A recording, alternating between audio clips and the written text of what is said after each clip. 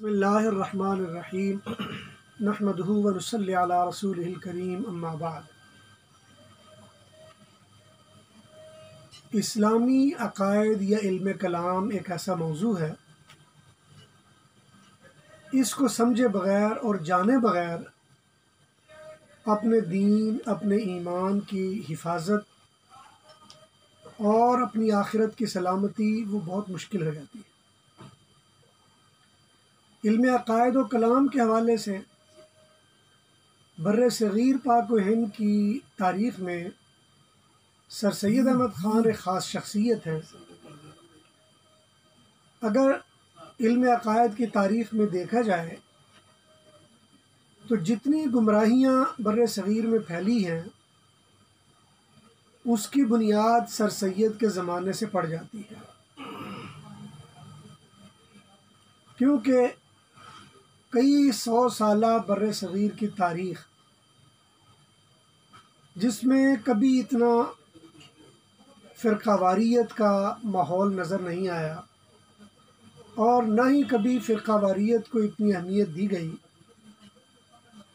لیکن سر سید کی شخصیت کے بعد موافقت یا مخالفت میں ہر طرف فرقوں کا ایک جنجال نظر آتا ہے اور ایک بکھرا ہوا ماحول نظر آتا ہے۔ سر سید کے بعد اگر تھوڑی سی گہری نظر سے دیکھا جائے تو عقائد کے مختلف پہلو اور مختلف انداز وہ انہی کے زمانے سے شروع ہو گئے ہیں۔ مثلاً ان کے زمانے سے تحریک تفہیم قرآن بالقرآن شروع ہوئی، جس کا بنیادی ایشو اور مقصد یہی ہے کہ اگر دین سمجھنا ہے تو صرف قرآن سے سمجھا جائے، قرآن کے علاوہ قرآن کو سمجھنا یہ لا حاصل ہے۔ یہاں سے بہت ساری تحریکیں شروع ہو گئیں، جن میں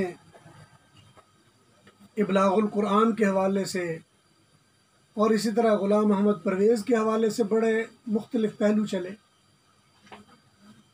سر سید احمد خان سے حدیث کے حوالے سے پہلو چلے، آیا حدیث ہمارے لیے زندگی کے مسائل میں حجت ہے یا نہیں ہے؟ اگر ہے تو کتنی ہے؟ اگر نہیں ہے تو کیوں نہیں ہے؟ یہاں سے بڑا تفصیلی کام چلا اور یہیں سے ایک پہلو حدیث کی صحت اور سقم، حدیث کے طرز استدلال اور حدیث کے حجت ہونے نہ ہونے، اس بارے میں بڑی بحثیں چلی۔ سر سیدی کے زمانے سے علم فقہ کی اہمیت کے حوالے سے بہت سارے مسائل چلے۔ آیا جو علمی ذخیرہ فقہ کے نام سے مسلمانوں میں رائج ہے اور جس کی بنیاد اپنے وقت میں سیدنا علی المرتضیٰ رضی اللہ تعالیٰ عنہ اور حضرت عبداللہ ابن مسعود رضی اللہ تعالیٰ عنہ ان کے زمانے میں پڑ چکی تھی، اور جن کے بعد پھر مختلف فقہی مکتبہ فکر بنے، آیا ان کی اہمیت ہے یا ان کی اہمیت نہیں؟ اسلام میں وہ کسی کام کے ہیں یا اسلام میں کسی کام کے نہیں؟ آیا اسلامی فقہ کا تعلق اسلام سے ہے یا اسلام سے نہیں ہے؟ اسلام اپنی مرضی اور اپنی رائے سے تعلق رکھتا ہے یا اس کا بھی اسلامی بیک گراؤنڈ یا طرز استدلال سے کوئی اہمیت ہے؟ یہ سارے پہلو اس سے نکل پڑے۔ اسی طرح جو مسائل کے استدلال و استنباط کے لیے ادلہ اربعہ ہے، کتاب اللہ، سنت رسول، اجماع اور قیاس، اس لحاظ سے بحثیں چل پڑیں۔ آیا یہ چاروں اہم ہیں یا اس کے علاوہ بھی کوئی ہیں یا اس میں سے کم کرنے پڑیں گے؟ اس پہ کئی فرقے بن پڑے اور کئی گروہ چل پڑے۔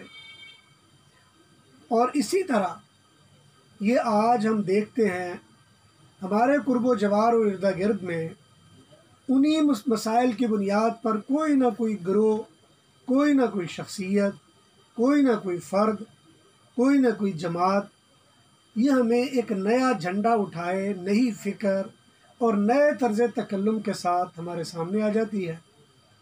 اور حقیقت بات یہ ہے کہ جب جماعت یا فرد کھڑے ہوتے ہیں تو اس کے مقابل میں بھی کھڑے ہو جاتے ہیں۔ اور سب سے زیادہ تعجب انگیز بات یہ ہوتی ہے کہ بعض اوقات بات کرنے والے کو اپنے اصول اور مسائل کا پتہ نہیں ہوتا، اور بعض اوقات جواب دینے والے کو سوال کرنے والے کے اصول و مسائل کا نہیں پتہ ہوتا، اور بعض اوقات جواب دینے والے کو اس کے سوال کرنے والوں کے اصول و مسائل کا پتہ نہیں ہوتا۔ اور یہ ایک ایسی جنگ ہمارے ہاں فکری طور پر شروع ہو گئی ہے جس کو یعنی ہم کہہ سکتے ہیں کہ فکری جنگ کا دور جاری و ساری ہے۔ ہم میں کوئی بندہ کسی چیز کی تائید کر رہا ہوتا ہے لیکن پتہ نہیں ہے کہ وہ تائید کر کس کی رہا ہے۔ ہمارے ہاں ایک گروہ چل رہا ہوتا ہے لیکن ہمیں پتہ نہیں کہ یہ گروہ کتنا بڑا ہے، اس کے افکار کیا ہیں، اس کے خیالات کیا ہیں۔ یعنی جو مناظرہ کرنے والا اس کو یہ پتہ نہیں کہ مناظرہ جس سے کیا جا رہا ہے اس کے اصول و مبادی کیا ہیں، اور جو مناظرہ کرنے والا ہے جس سے کر رہا ہے اور جس سے کیا جا رہا اس کو پتہ نہیں کہ مناظرہ کرنے والے اس کے پاس اصول و مبادی کیا ہے، جس کی وجہ سے ہم کہہ سکتے ہیں کہ یہ ایک فکری انتشار اور ذہنی تنازع اور سوچ کے منتشر ہونے کا زمانہ ہے۔ لیکن ہماری کوشش یہ ہوگی کہ ہم جب بھی کسی فکر، کسی شخص، کسی عقیدے، کسی نظریے کے بارے میں بات کریں، پہلے اس کا بیک گراؤنڈ بتائیں، اس کی وجوہات بتائیں، اس کا وجہ استدلال بتائیں، اور پھر اس کا حل بھی بتائیں۔ اگر اس پر تنقید کرنی پڑے تو پھر اس پر تنقید بھی کریں گے۔ دعا ہے اللہ تعالیٰ سے جو کہا سنا گیا اللہ تعالیٰ ہمیں سمجھنے اور عمل کرنے کی توفیق نصیب فرمائے۔